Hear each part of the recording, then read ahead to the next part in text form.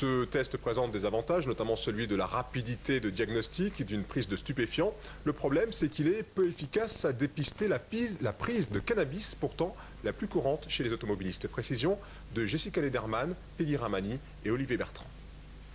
Plus rapide et moins contraignant. Un bâtonnet placé dans la bouche du conducteur et 8 minutes plus tard, l'échantillon de salive ainsi prélevé est analysé.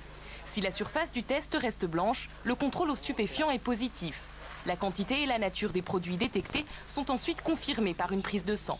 Le nouveau test réagit à 5 types de drogues: cannabis, cocaïne, héroïne, amphétamine et ecstasy. En 2007, 10% des accidents mortels de la route étaient directement liés à la consommation de stupéfiants, au premier rang desquels le cannabis, qui tue 230 personnes par an sur les routes, est impliqué dans 2,5% des accidents mortels. Pourtant, c'est sur cette substance que le nouveau dispositif est critiqué. Le test aurait été conçu pour déceler une prise de stupéfiants remontant à une dizaine de jours. Mais pour ce biologiste spécialiste en toxicologie, il ne permettrait pas une détection assez précise.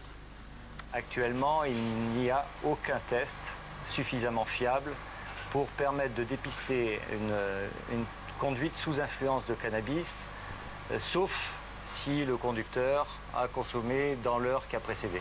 Mais un conducteur sous l'emprise de cannabis serait dangereux jusqu'à 6 heures après sa consommation.